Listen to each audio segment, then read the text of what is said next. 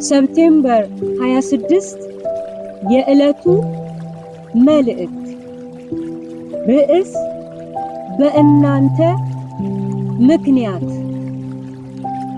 በእናንተ ሰበብ የእግዚአብሔር ስም በአሕዛብ መካከል ይሰደባልና ተብሎ እንደተጻፈ ሮሜ ምዕራፍ 2 ቁጥር 24። ማናችንም ብንሆን በአንድም ይሁን በሌላ መንገድ የእግዚአብሔር ስም እንዲነሳ ምክንያት እንሆናለን። መልካም ስናደርግ የእግዚአብሔር ስም በመልካም ይነሳል፣ ይመሰገናል። ነገር ግን አማኞች ተብለን ተግባራችን ክፉ ሆኖ ሲገኝ ይህንን የተመለከቱ ሰዎች የእግዚአብሔርን ስም በአሉታዊ መንገድ ያነሳሉ። እነርሱን ብሎ አማኝ የእግዚአብሔርን መንገድ ከሚከተል ሰው በእውኑ ይሄ ይጠበቃልን? በማለት የእግዚአብሔር ስም አግባብ በሌለው ሁኔታ እንዲጠራ ምክንያት ይሆናል። ለዚህም ነው ሐዋርያው ጳውሎስ አይሁዶችን የሚያስተምሩትና የሚኖሩት ለየቅል ሆኖ ሲያገኘው ይህ አካሄድ የእግዚአብሔርን ስም በአሕዛብ ዘንድ እንደሚያሰድብ ይናገራል።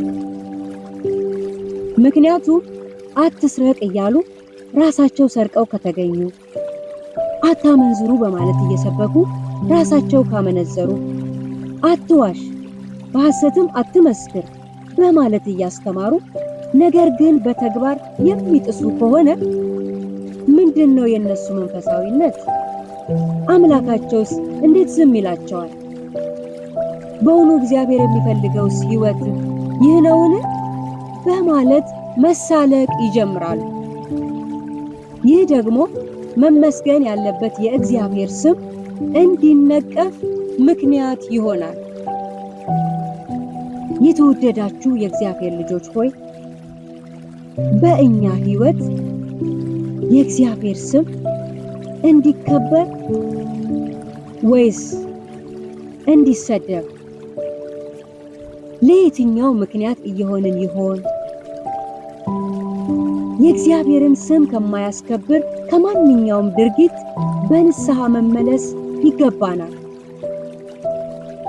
እግዚአብሔርን የሚያስመሰግን ኑሮን መገንባት ይጠበቅብናል።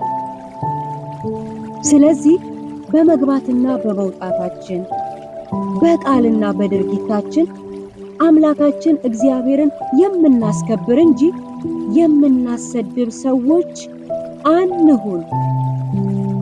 ይከበር በእናንተ ምክንያት።